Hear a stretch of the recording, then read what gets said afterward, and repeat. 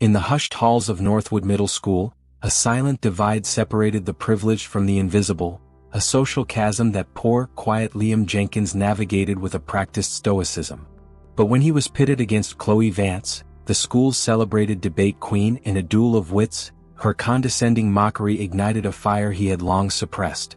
Unbeknownst to her and to everyone watching, Liam was about to unleash a verbal mastery so unexpected and profound that it would not only win the debate, but shatter the school's social order and earn him a respect he had never known. If you liked the video and have subscribed to my channel, let's move on to our story. Enjoy watching. The hallways of Northwood Middle School were a river of vibrant, bustling life, a current of whispered secrets and shouted laughter. But for Liam, they were more like a desolate, quiet channel he navigated with practiced precision. He was a ghost in the machine, a boy who learned long ago that the best way to survive was to be unseen. His worn-out backpack, a hand-me-down from a cousin, felt heavier than the textbooks inside. It was a physical manifestation of the weight he carried every day, the weight of being different in a place where conformity was currency. Liam lived on the other side of town, in a neighborhood the Northwood students only saw from the windows of their parents' luxury SUVs. His clothes were always a little too baggy or a little too tight, his sneakers a little too scuffed. They were the silent tells, the unspoken signifiers that placed him firmly at the bottom of the school's social hierarchy. The ridicule wasn't always overt. It was in the way a group of boys would fall silent as he walked past, their laughter resuming in a low murmur behind him. It was in the way a girl would wrinkle her nose at the sight of his packed lunch, a simple sandwich in a brown paper bag. He didn't have to hear the whispers to know what they were saying. He could feel their judgment like a cold draft. Yet there was one place in Northwood where Liam wasn't entirely invisible: the debate club. This was his sanctuary, a realm where ideas, not expensive sneakers, held the power. He loved the structure, the logic, the fierce intellectual sparring. He was a natural, his mind a steel trap of facts and figures, his arguments meticulously constructed and airtight. He rarely spoke up in class, but in debate club the words flowed. He was the silent storm, observing, absorbing, waiting for his moment. Across the room, bathed in the soft glow of the classroom's fluorescent lights, sat Chloe Vance. If Liam was the school's shadow, Chloe was its sun. She was the star debater, the girl with the flawless ponytail, the designer clothes, and a confidence that radiated from her like a force field. She spoke with a clear, resonant voice, her arguments often sprinkled with anecdotes from her family's latest international trip or her father's business dealings. She wasn't overtly cruel, but her dismissiveness was a more refined form of mockery. It was the condescending glance, the polite yet patronizing tone. When she spoke about the real world, she spoke about a world Liam had only ever read about in books. Today was the day of the new pairings. The air in the classroom was thick with anticipation. Mr. Harrison, the debate coach, a man with a perpetually furrowed brow and a tweed jacket, clapped his hands for attention. "All right, everyone. For this round we're doing a classic. Topic: This house believes that standardized testing is an unfair measure of student intelligence. You'll be paired up, one of you will argue the affirmative, the other the negative. Chloe Vance, you'll be arguing the negative. And your opponent will be Liam Jenkins." A ripple of surprise, quickly followed by a tide of suppressed snickers, washed over the room. Chloe's perfectly arched eyebrows lifted in a brief flash of amusement. A tiny, condescending smirk played on her lips. She didn't say anything, but the message was clear. This was less a debate and more a formality. A foregone conclusion. The star player against the bench warmer. Liam felt a hot surge of something he rarely allowed himself to feel: anger. But he held it in, clenching his jaw so tightly his teeth ached. He would not give them the satisfaction of seeing him crumble. He spent the next 2 days in a blur of research. While Chloe was likely working with a private tutor or her parents, Liam was in the public library, a beacon of hope in a sea of his own despair. He pored over studies, statistics, and articles, his fingers flying across the old computer keyboard. He didn't just read for facts. He read for arguments, for the counterpoints to every possible assertion Chloe could make. He knew her style: graceful, confident, and perhaps a bit lacking in substantive depth, relying more on charisma and her privileged viewpoint. He, on the other hand, had nothing but substance. He wasn't debating an abstract concept, he was debating his life. The very system Chloe was so effortlessly succeeding in was a system that had tried to marginalize him, to measure his worth with a metric he knew was flawed. He was fighting for himself, for every kid like him, for every voice that had been silenced. The day of the debate arrived. The classroom felt smaller, the silence louder. Chloe was impeccable in a cream-colored blazer, her voice as smooth and polished as her shoes. She stood and presented her opening statement, a masterclass in elegant rhetoric. She spoke of the importance of a common benchmark, the need for a standardized approach to education to ensure equal opportunity for all. She even added a casual, almost unnoticed jab, a glancing blow meant to disarm. Some might argue, she said, her eyes flicking towards Liam, that the test is not the problem but rather a lack of preparation. But the resources are out there for anyone willing to put in the effort. It was a line that to anyone else might sound innocuous. But to Liam it was a slap in the face. It was the wealthy girl who had every resource at her disposal, telling the poor boy that his struggles were a matter of his own lack of effort. A low chuckle went through the room. Chloe sat down, her smirk back in place. The timer for the first rebuttal started. All eyes turned to Liam. They saw a skinny boy in a faded hoodie, his hands gripping the edges of his desk. They expected him to stammer, to fall apart, to confirm all their preconceived notions. But Liam for the first time wasn't looking at them. He was looking at Chloe, his eyes burning with a quiet intensity. He stood up, slowly, deliberately. The room held its breath. The silent ghost was about to speak. The silence in the classroom was a physical presence, a heavy shroud draping over every desk. All eyes were on Liam, a spotlight of doubt and judgment. The timer on Mr. Harrison's desk ticked on, a relentless metronome counting down to what everyone expected would be a clumsy, nervous breakdown. But Liam was no longer the boy in the faded hoodie. He was a gladiator stepping into the arena, his mind a fortress of logic and his heart a reservoir of righteous indignation. He slowly pulled his hoodie down, a small gesture of defiance, and took a deep breath. His voice, when it came, was not the meek, quiet tone they were used to. It was clear, steady, and resonated with an authority that surprised them all. My opponent spoke of a level playing field, of equal opportunity for all. She even mentioned that the resources are out there for anyone willing to put in the effort. But I find that premise deeply flawed. Chloe's condescending smile faltered slightly. She had expected a stuttering protest, a defensive retreat. Not a direct, calm challenge. A level playing field, Liam continued, his gaze locked on her, is a myth created by those who start at the top of the hill. The resources, as she so eloquently put it, are indeed out there, but they're not equally accessible. When a test preparation course costs thousands of dollars, is that a resource for anyone? When a student's parents work 3 jobs just to keep a roof over their heads, do those parents have the time or energy to help with complex geometry homework? When a student's home library consists of a single shelf of hand-me-down books, are they on the same starting line as a student with a private tutor and a study filled with books and encyclopedias? His questions hung in the air, not as queries seeking an answer, but as assertions of unassailable fact. He wasn't just refuting Chloe's argument, he was exposing its privileged foundation. The low hum of chatter had completely ceased. The classroom was now silent, the students leaning forward, their faces a mix of confusion and rapt attention. The standardized test, Liam said, his voice gaining power, does not measure intelligence. It measures privilege. It measures the quality of the neighborhood you grew up in, the income bracket of your family, the quality of your school district, and the value of your parents' careers. It asks a question about a sonata in a music theory section to a student who has never heard a symphony orchestra. It presents vocabulary words that are common in one socioeconomic class and non-existent in another. It's a test designed by a very specific world for a very specific world, and it leaves everyone else to feel they are the ones who are broken, not the test itself. Liam's words were not rehearsed. They were raw, distilled from a lifetime of observation and a passion born from personal experience. He had studied the facts, but he was speaking from a place that Chloe's academic arguments couldn't touch. His voice held the weight of every silent lunch, every averted glance, every moment of feeling like he didn't belong. He was no longer speaking for himself, but for a collective experience of being underestimated.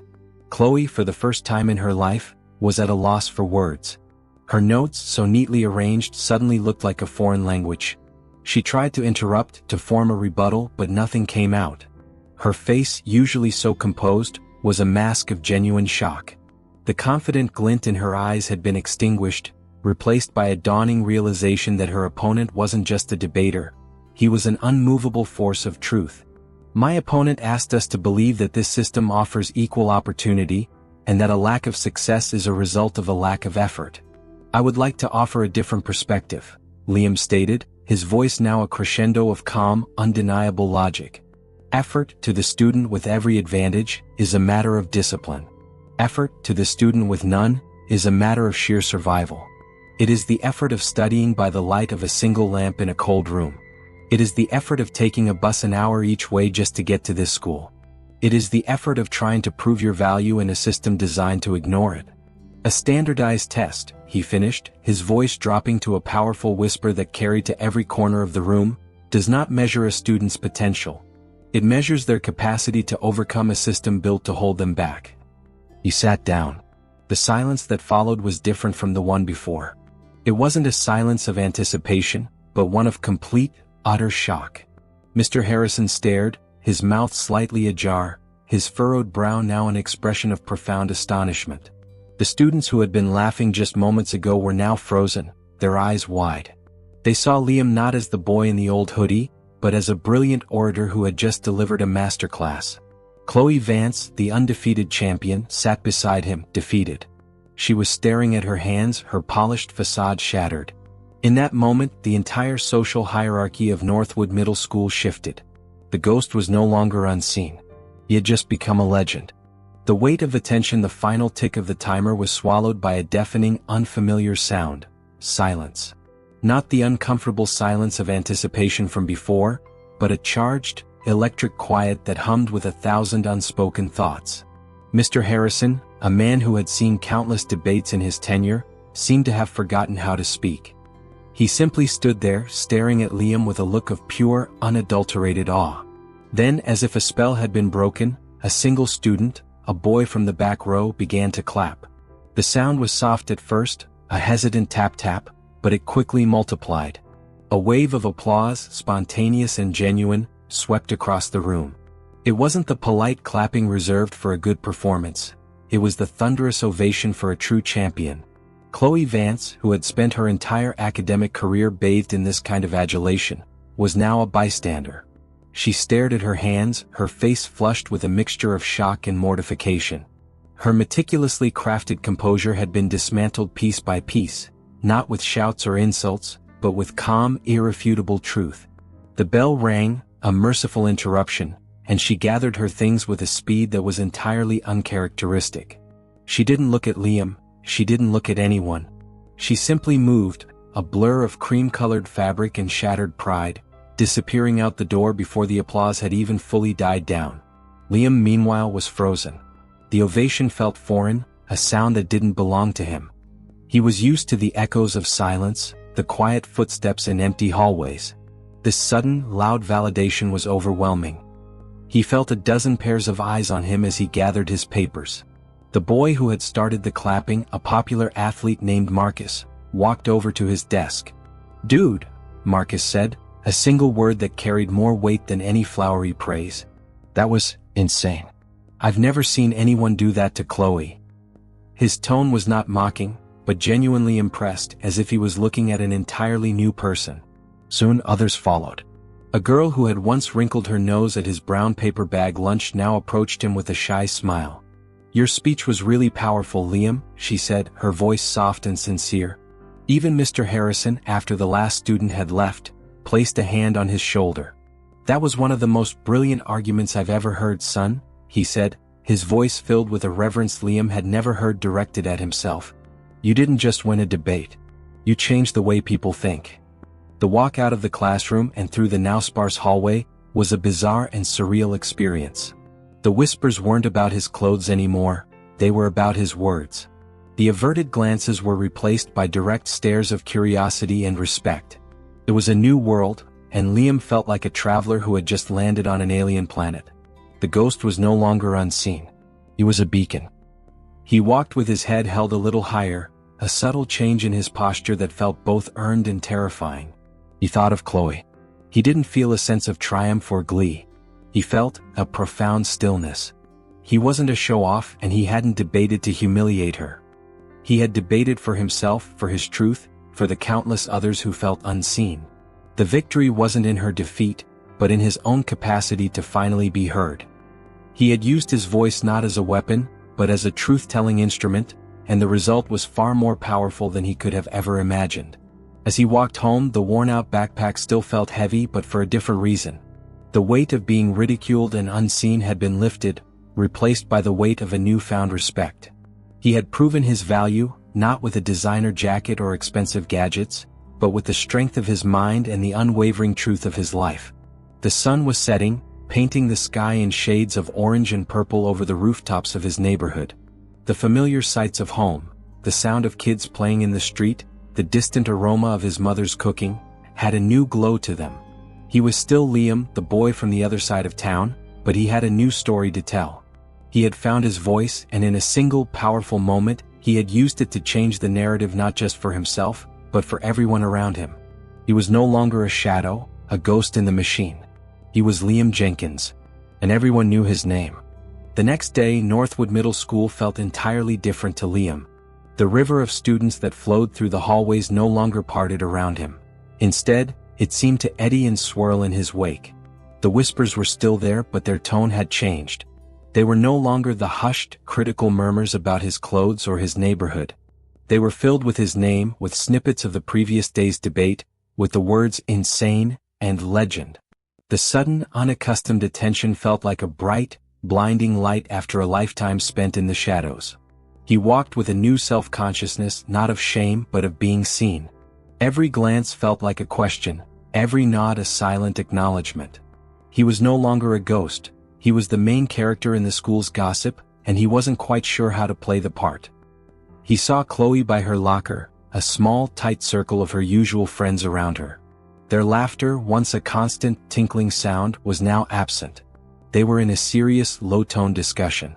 As Liam walked past, one of Chloe's friends, a girl named Sarah, looked up and their eyes met for a fleeting second. Instead of the usual polite, dismissive glance, Sarah's eyes held a flicker of something new, respect. Chloe meanwhile had her back to him, her posture rigid. She was no longer the confident sun. She was a planet in a sudden eclipse, her light dimmed by an unexpected cosmic event. Her perfect facade was still in place, but it had cracks. The invincible star debater had been bested by a boy she considered an afterthought, and the rest of the school was a witness to her fall. Liam's new reality became most apparent at lunch. He had always eaten alone, a silent figure in the bustling cafeteria, a place that felt designed to amplify his solitude. Today he chose his usual seat in the corner, pulled out his simple sandwich, and prepared for his quiet meal. But before he could even take a bite, a shadow fell over his table. He looked up to see Marcus, the boy who had started the applause, standing there with his tray. Behind him were two other boys from the football team, their expressions a mix of curiosity and awe. "Hey Liam," Marcus said, his voice a little less boisterous than usual. "Mind if we sit with you?" Liam's first instinct was to say no. This was a trick, a cruel joke. He had spent so long preparing for mockery that genuine kindness was a foreign concept. But their faces were open, their intentions clear. "Ah, sure," he said, his voice a little hoarse. The boys sat down, their presence instantly making the small corner of the table feel immense. They didn't talk about the game or a party. They talked about the debate. "I mean seriously, dude," one of the boys said, shaking his head in disbelief. "I thought you were toast. Chloe always wins. But you went for her jugular. Not like mean but with facts. It was crazy." Marcus chimed in, leaning forward. "That part about the level playing field? Man, that was real. It made me think, like I've never had to think about that stuff before. I just took it for granted." Liam listened, a quiet observer of this seismic shift in his social landscape. He didn't feel a sense of triumph. The respect was unexpected and still felt a bit overwhelming. He answered their questions with the same thoughtful precision he used in his debate arguments, explaining his research process, his personal connection to the topic, and the frustration that had fueled his preparation. He wasn't just talking about a debate, He was talking about his life, and for the first time people were actually listening. The silent ghost had found his voice, and now, people were drawn to the sound of it. The lunch bell rang, a merciful end to the most surreal meal of his life. As they were packing up, Marcus put a hand on his shoulder. "Hey man, we're all going to the park after school to play some pickup basketball. You should come." Liam simply nodded, the gesture too small to encompass the momentousness of the invitation. It wasn't about basketball. It was an invitation into a world that had always been closed off to him. It was a tangible sign that he was no longer just the poor kid in the old hoodie. He was an equal. He was Liam. He walked out of the cafeteria and into the afternoon light, a single thought forming in his mind. The debate was over, but the victory was just beginning. It wasn't a victory of pride or ego. It was the victory of being seen, of having his voice heard, and of finally having a place at the table, not as an afterthought, but as a person who belonged. The invitation to play basketball with Marcus and his friends felt like a test, a new social exam with unwritten rules. Liam arrived at the park feeling a familiar knot of anxiety in his stomach.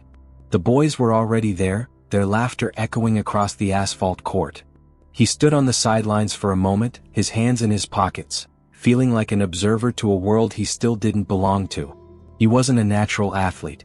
The basketball felt foreign and clumsy in his hands, a stark contrast to the effortless way he handled an argument. When Marcus waved him onto the court, he hesitated, his mind a whirl of doubt. What if he missed every shot? What if he was too slow? Would they laugh at him, not with him? But the moment he stepped onto the court, the test changed. It wasn't about his skill. It was about his presence. He wasn't an invisible shadow, he was a teammate. When he fumbled a pass, Marcus didn't scold him. "No worries man, just get the next one," he said, his tone genuinely encouraging. When he finally managed to sink a short jump shot, the entire group cheered, their praise a warm, unexpected shower of acceptance. He was terrible and they didn't care. They were just happy to have him there. For the first time, Liam wasn't being judged for what he lacked, but celebrated for simply being present. The anxiety slowly began to fade, replaced by a feeling of belonging so profound it made his chest ache with a quiet joy. He wasn't just a debater. He was a kid playing basketball in the park, a simple, ordinary pleasure that had always been beyond his grasp. The change wasn't confined to the basketball court. Back at school, the silence that had once defined his existence was now filled with a new, insistent noise, the sound of expectations. His teachers, who had barely noticed him before, now sought him out. Mrs. Davis, his history teacher, stopped him after class, her usual hurried pace replaced by a deliberate, thoughtful pause. "Liam," she said, "your insights in that debate were exceptional. I know you've been quiet in class, but your written work has always shown promise. I want you to start participating more. Your voice is important." It was a request, but it carried the weight of a command. The boy who had once spent his days trying to be unseen was now being asked to step into the light. The most significant change came from Mr. Harrison. He called Liam into his office, a small book-lined room that smelled of old paper and coffee. "I was on the phone with the principal this morning," Mr. Harrison said, a smile crinkling the corners of his eyes. "He was very impressed. Said you showed an intellectual maturity far beyond your years. He and I both think you have a real shot at the National Debate Championship. It's an invitation-only tournament for the best of the best. The college scouts will be there." Liam's heart hammered against his ribs. The National Debate Championship. It was a world so far removed from his own that it might as well have been on another planet. "Sir, I don't know anything about that," he stammered. "You do now," Mr. Harrison said, leaning forward. "This isn't just about a trophy, Liam. This is a ticket. A way to get out of, well, a way to get ahead. There are scholarships, opportunities. This could change your life. I'll get you all the resources you need. We'll start prepping immediately." He left Mr. Harrison's office in a daze, the weight of a future he had never dared to imagine now pressing down on his shoulders. The fear of being a failure had been replaced by a different, more terrifying fear, the fear of success. He wasn't just playing for himself anymore. He was playing for a dream he hadn't even known he had. Throughout the halls, Liam felt Chloe's presence even when she wasn't there. He had seen her glance at him, a quick, intense look before she would quickly avert her gaze. She was a silent, watchful shadow now, her apathetic dismissiveness gone, replaced by a simmering, unspoken rivalry. She wasn't just a competitor anymore. She was the ghost of his past, a constant reminder of who he had been and the world he had just conquered. That night, at home, he sat at the kitchen table with his mother, the warmth of her presence a steadying anchor. He told her about the basketball game, about the teachers, and finally about the national debate championship. He spoke quickly, almost as if he was afraid of the words themselves. His mother listened, her expression shifting from confusion to a profound, quiet pride. "Liam," she said, her voice soft and full of emotion. "Baby, I'm so proud of you." She didn't talk about money or scholarships. She talked about him. "You've always been so smart. You didn't have a stage to show it. And now you do. Don't be scared of it, baby. Walk on it like you own it. You earned this." Her words were a balm, a simple, powerful truth that cut through all the noise and the fear. He had earned this. He hadn't asked for this, but he had earned it. The worn-out backpack still sat in the corner, a symbol of who he was. But now it was a symbol of where he had come from, not where he was going. He was still Liam, the boy from the other side of town, but he was also something more. He was a champion, a student, a friend, and a son who had just made his mother prouder than she had ever been. He felt the full weight of it all, the expectations, the friendships, the rivalry, the dreams, and for the first time the weight didn't feel like a burden. It felt like purpose. The debate was over, but the real journey had just begun. He was no longer trying to prove his worth, he was trying to figure out what to do with it. The ghost had found his voice, and now he had to learn how to use it to shape his future. The quiet days of invisibility were a distant memory, replaced by a relentless, humming whirlwind of activity. Liam's life, once a predictable loop of school, library, and home, had become a two-front war. On one side was the academic crucible of debate, and on the other, the complex, unwritten rules of his new social standing. The worn-out backpack now held more than just books. It held the weight of an entire future. Mr. Harrison, true to his word, had transformed into a taskmaster of the highest order. He had secured a key for Liam to the school's private research room, a small, dusty sanctuary filled with bound journals and periodicals no one else ever touched. Here, Liam delved into subjects that felt a world away from his own: fiscal policy, international relations, medical ethics. Mr. Harrison provided him with thick packets of reading material, his annotations scrawled in red ink, challenging Liam to anticipate not just arguments, but the subtle psychological tactics of his opponents. "National-level debate isn't just about facts, Jenkins," Mr. Harrison would say, his voice a low, gravelly hum. "It's about intellectual jujitsu. You have to use their own weight against them. You have to find the weak spot in their polished veneer and hammer it until it cracks." He wasn't just teaching Liam to argue. He was teaching him to think on his feet, to dissect a complex topic in seconds and build a counter-argument on the fly.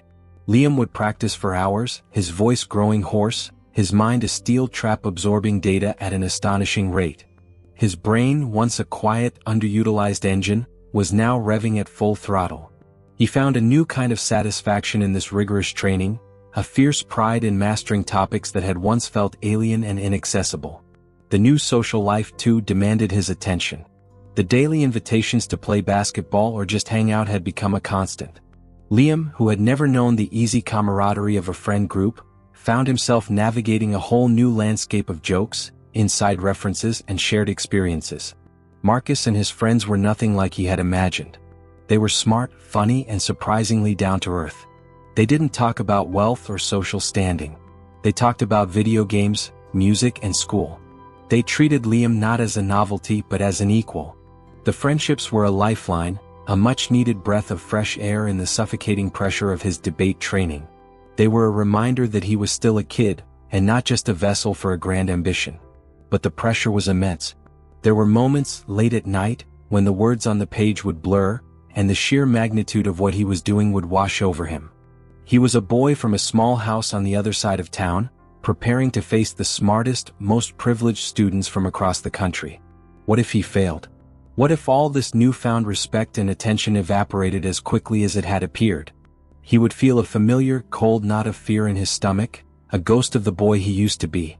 The desire to retreat, to go back to being unseen, was a quiet, insidious whisper in the back of his mind.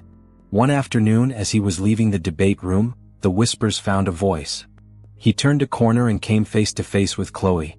She was alone, her perfectly manicured hands gripping a pile of textbooks. Her eyes, usually so composed, held a flash of something sharp and cold. "I hear you're the star now," she said, her voice dripping with a casual sarcasm that felt more cutting than any outright insult. "Going to nationals. That's impressive. For someone who just found out the world is bigger than his neighborhood." The words were meant to sting, to remind him of his place, of the vast chasm between their lives. But Liam didn't flinch. He looked at her, not with anger, but with a quiet understanding. He saw the cracks in her perfect facade, the fear and insecurity she tried so hard to hide. She wasn't just mocking him, she was reacting to her own loss of status. "I've always known the world was bigger than my neighborhood, Chloe," Liam said, his voice calm and steady. "I just didn't think people like you wanted to see what it looked like from my side of the tracks." Her eyes widened, a flicker of genuine shock crossing her face. She had expected him to be intimidated, to cower. Instead, he had met her challenge with a truth so simple and so powerful it rendered her speechless. She turned and walked away, her graceful posture a little more rigid, the perfect ponytail a little less perfect. The power dynamic had shifted completely. She was no longer a condescending queen, but a rival who had just lost a battle of wits in a quiet hallway. The brief confrontation solidified everything for Liam. He wasn't doing this to prove a point to Chloe or to anyone else. He was doing it for himself and for his mother. He thought of her working tirelessly, her hands calloused, her back aching, her face lined with the sacrifices she had made. He thought of her words, "You earned this." The fear of failure didn't disappear, but it was now overshadowed by a powerful, unshakable sense of purpose. This was his chance to give her a different life, to make her years of struggle count for something more. This wasn't just a debate, it was a promise. He walked out of the school and into the evening light, his mind already spinning with new arguments and rebuttals. He felt the weight of the expectations, the pressure, the rivalry, and the dreams, and for the first time he welcomed it. The grinding stone of ambition was refining him, shaping him, and making him stronger. He wasn't the boy who used to be a ghost. He was a fighter, and he was ready for the fight of his life. The National Debate Championship was a world away from the dusty classroom at Northwood Middle School. Held in a grand vaulted auditorium at a prestigious university, the air hummed with the quiet energy of 100 brilliant, nervous minds. The competitors, all impeccably dressed in blazers and ties, moved with a practiced confidence, their briefcases clutched like shields. Liam, in a borrowed suit that felt a little too tight, felt the knot of anxiety in his stomach return. He was a small boat in a vast, unpredictable ocean, and for a moment the whisper of doubt, the fear that he didn't belong here, was louder than the roar of his purpose. But as the first round began, a familiar calm settled over him. He was assigned a topic on urban development, a subject he had researched for weeks. His opponent was a polished boy from a private academy in California, who spoke with a clipped, precise accent and presented a case built on abstract economic theory. He was flawless in his delivery, but his words felt hollow, like an argument copied from a textbook. When it was Liam's turn to speak, he didn't just recite facts. He painted a picture of a neighborhood he knew intimately, of the crumbling infrastructure and the need for community-led initiatives, not top-down corporate projects. He spoke of the human cost of a flawed policy, and his words, grounded in a tangible reality his opponent couldn't grasp, resonated with the judges. He didn't just win the round, he won over the room, leaving a trail of quiet admiration in his wake. He continued to advance, one round after another, a quiet force in a tournament of polished performers. His opponents grew increasingly formidable. They were quick, sharp, and masters of rhetoric. They tried to throw him off with complex logical fallacies and esoteric jargon, but Liam's mind, honed by Mr. Harrison's rigorous training, was now an intellectual scalpel. He would listen, a silent observer, and then with a few calm, devastatingly precise sentences, he would slice through their arguments, exposing their weak spots and revealing the human truth beneath the abstract theories. The judges and the audience, initially intrigued, were now captivated. They were watching not just a debate, but a performance of quiet, unshakable intellectual superiority. He was no longer a boy with something to prove, he was a phenomenon. The physical toll was immense. He slept little, fueled by coffee and adrenaline.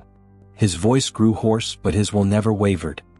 He thought of his mother, of Marcus, of Mr. Harrison, and of the promise he had made to himself. He was here not just for himself, but for every kid who had been made to feel small. The weight of that responsibility, which had once felt so heavy, was now the fuel that propelled him forward. Then he saw her name on the bracket, Chloe Vance. She had also advanced, a testament to her undeniable skill and preparation. The rumor mill had it that she had hired a new high-powered debate coach and was more focused and driven than ever before. The quarterfinal matchup was announced, Liam Jenkins versus Chloe Vance. The crowd stirred, a low, excited murmur rippling through the auditorium. The rematch, on the biggest stage of all, was about to happen. Chloe looked different. She was no longer the girl with the condescending smirk. Her expression was a mask of cold, fierce determination. When they took their places on the stage, she didn't look at him. She stared straight ahead, her posture rigid, a warrior preparing for her final battle. This was not about winning a trophy for her, it was about reclaiming her reputation, about proving that the last debate had been a fluke, a single, embarrassing aberration. The topic was a brutal one. This house believes that economic inequality is inevitable and necessary for progress. Chloe, arguing the affirmative, began with a masterclass in elegant, if cold, rhetoric. She spoke of the trickle-down effect, of the necessity of a competitive hierarchy to incentivize innovation. Her voice was smooth, her arguments were airtight, and she quoted from esteemed economists with practiced ease. She was a machine of logic, flawless and unfeeling, a perfect product of the system she was defending. She didn't look at Liam once, as if acknowledging him would give his presence a weight she refused to accept. But when it was Liam's turn, he didn't respond with a flurry of counter-statistics. He didn't attack her logical framework. Instead, he simply began to tell a story. He spoke of a family of 3, living in a single-room apartment. He spoke of a child who had to choose between a new pair of shoes for school or a week's worth of groceries. He spoke of the crushing emotional weight of a mother's silent despair, of the dignity stripped away by a system that claimed it was necessary. He didn't mention Chloe's arguments, but with every word, he dismantled them. He was not arguing against her facts, he was arguing against her premise. He was exposing the hidden human cost of a system she had never had to experience. He ended his argument with a question, his voice dropping to a powerful whisper that carried to every corner of the room. Is progress truly worth it if it leaves a trail of broken promises and shattered dreams? If its foundation is the quiet suffering of those who have to sacrifice their dignity just so a few can reach the top? The silence that followed was not one of shock, but of deep reflection. The judges, who had seen countless brilliant arguments, were visibly moved. The students in the audience, many of them from the same privileged world as Chloe, sat in a stunned silence. They weren't just listening to a debate. They were witnessing a confrontation between two worlds. The world of abstract theory and the world of lived, unassailable truth. The ghost was no longer a ghost. He was a voice, and it was a voice that was impossible to ignore. He sat down, and for the first time Chloe looked at him. Her face was not filled with mockery or anger, but with a dawning, terrible understanding. She had been so focused on winning the debate that she had forgotten what it was all about. Liam hadn't just defeated her. He had shown her a world she didn't know existed, and in that moment she was humbled. He had won more than just the round. He had won the respect of his greatest rival. The final question from the judges hung in the air like a final, decisive note. The silence that followed was not one of confusion, but of profound contemplation.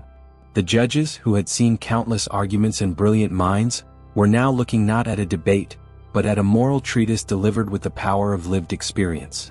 They didn't even need to confer for long.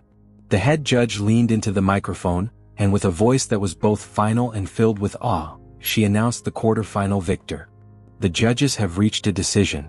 The winner is Liam Jenkins. The applause was not polite. It was an eruption, a wave of sound that swallowed the auditorium. Liam stood, a small, still point in the center of the storm, his mind a quiet whirlwind of disbelief and profound gratitude. He had done it. He had not only won but had done so by being completely and unapologetically himself. He glanced at Chloe, and to his surprise she was approaching him. There was no trace of the condescension or anger that had defined her just moments ago. Her face was calm, her eyes clear. "You were right," she said, her voice so low that only he could hear it. "My arguments, They were just words from a book. Yours were from your life. That's a debate I could never win. She extended her hand, a gesture of respect that carried more weight than any trophy. He shook it, a silent pact of mutual understanding and respect that transcended their past rivalry. Chloe was no longer a symbol of the world he was fighting against. She was a person he had changed. The path to the finals was a blur of preparation and performance. Liam's new identity as the tournament's underdog-turned-champion had galvanized a quiet support system. Students from other schools, initially dismissive, now sought him out, offering words of encouragement and admiration. His mind, now completely in its element, was a precision instrument, cutting through every argument with the same calm, unyielding logic and emotional truth. He was unstoppable. He beat a senior from Harvard-Westlake in the semifinals, and a debate prodigy from a magnet school in the grand final. The topics ranged from international trade to environmental policy, but Liam's approach remained the same: find the human core, the real-world consequence, and build an argument from the ground up. The final round felt like a dream. The lights, the crowd, the final question, it all dissolved into a singular moment of intense focus. He spoke with a quiet power, every word imbued with the weight of his journey. When the final verdict came and the head judge announced, the national debate champion for this year is Liam Jenkins, the auditorium erupted.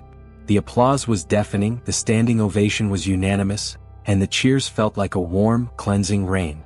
Mr. Harrison, his face a mask of profound pride, was the first to reach him, wrapping him in a rare, bone-crushing hug.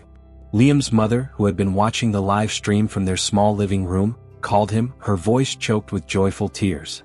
"My baby," she kept saying over and over again, "my baby." In that moment, the worn-out backpack, the scuffed sneakers, the silent lunches, all of it felt like a distant, necessary past. The next few weeks were a surreal whirlwind. College recruiters, their interest piqued by the boy who had so effortlessly dismantled the best in the nation, came calling. They weren't just interested in his debate skills. They were interested in his story, in the perspective he brought to the table. Scholarship offers, once a distant, impossible dream, now arrived in thick, official envelopes. He received an offer for a full academic scholarship to the university where he had just won the championship, with a guaranteed spot on their collegiate debate team. It was the ticket he had earned. Back at Northwood, the school was no longer a silent channel for Liam. It was a place of belonging. Students who had once ignored him now asked for his advice. Marcus and the basketball team celebrated his victory as if it were their own. The whispers were no longer about what he lacked, but about what he had achieved. The silence of ridicule had been replaced by the roar of respect, and the quiet loneliness of being unseen had been filled with the joyous camaraderie of true friendship. He was still the same boy from the other side of town, but he had a new story to tell. He was not defined by his circumstances but by his character. He was a champion not because he was better than anyone else, but because he had the courage to tell his own truth. The ghost in the machine was now a beacon, a symbol of what was possible when a single, honest voice was finally heard. His old life was over, and a new one, a story he would get to write himself, had just begun. Thank you for listening. Don't forget to subscribe to the channel and like the video.